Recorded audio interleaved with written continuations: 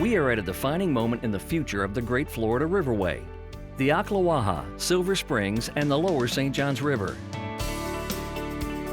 Restoration of the Ocklawaha River, the heart of this Great Florida Riverway, is a river restoration project of national significance. It will create an economic lift to Central and Northeast Florida, increasing tourism and providing jobs. The timing is right to capitalize on the rapidly growing outdoor recreation market, benefiting river communities up and down this 217-mile system from Lake Apopka to Jacksonville. It is critically important to communities such as Palatka and Silver Springs, communities showing signs of economic distress. Silver Springs community is now considered a blighted area. Between Palatka and Silver Springs were the two primary tourist attractions for Florida in the 50s and 60s. That was it. That is no more. There's just been lost opportunities for us to create sustainable fishery and to reconnect with the wildlife habitats and advance recreational improvements. University of Florida economists have confirmed that restoring the Great Florida Riverway, a three-river system with 50-plus springs, would provide a solid return on investment. University of Florida economist emeritus Alan Hodges projects that regional visitation could increase by 28% after restoration due to the diversity of recreational opportunities available for everyone. So many new ways to enjoy the river. 7,500 acres opened up for camping, hiking, biking, horseback riding, and hunting. Natural riverbanks reemerge for shoreline fishing, and an unobstructed paddling trail is created. The recent drawdown simulated what restoration would look like. The giant cypress trees or sequoias of the south are accessible. Springs reemerge, fishing flourishes, and birds come in mass. During the recent drawdown of the Rodman Reservoir, which happens every 3 years, we noticed around an 80% increase in visitation at the Rodman Reservoir access points. So we think that's evidence that there is a strong pent-up demand for recreational use of the lower Ocklawaha River. That's good evidence that a restoration would result in an overall increase in recreational use. When 20 springs are uncovered from the weight of the water from the Rodman Dam, manatee watching, boating, snorkeling, and swimming will increase. Based on research of other smaller spring recreation areas, University of Florida economist Steve Holland estimated that by uncovering just Cannon and Marion Blue Springs, 2 of the 20 lost springs, and providing supporting recreation facilities, the area could bring in a projected 30,000 new visitors and $3 million annually. Blue Spring State Park, Crystal River, Gilchrist, and others have experienced that kind of visitor success. Blue Spring is a highly visited park all year long. During manatee season, we experience over 229,000 visitors. There was a recent economics impact study done, and what it found was 80% of the people who visit Blue Spring said they will come back to visit again. Now that study was done during manatee season, so imagine those people that were here to see the manatees and they're coming back to see the manatees again.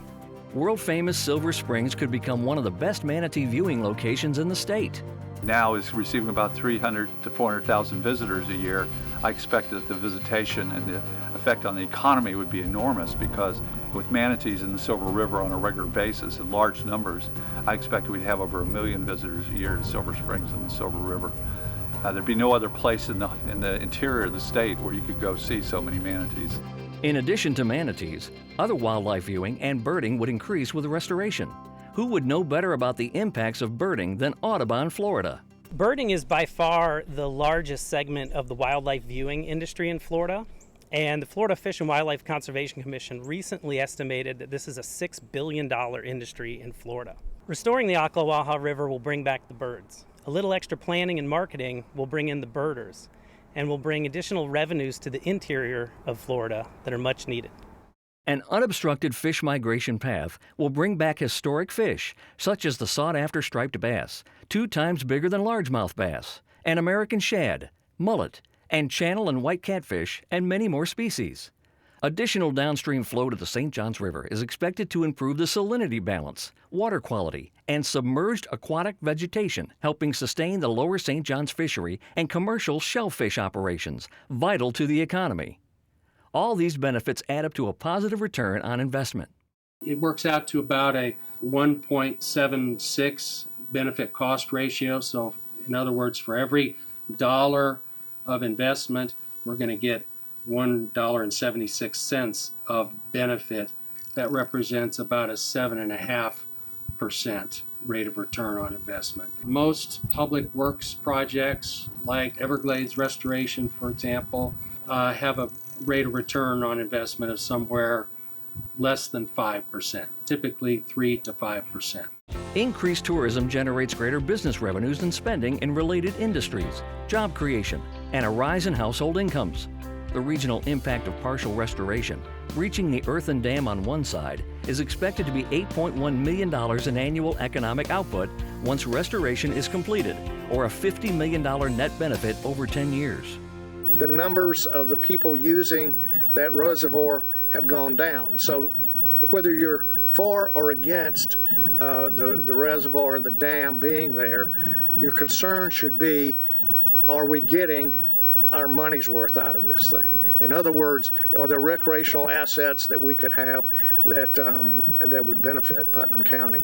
Economist Alan Hodges projects that keeping the status quo, retaining the dam, is projected to result in a cumulative loss of $5.3 million over 10 years.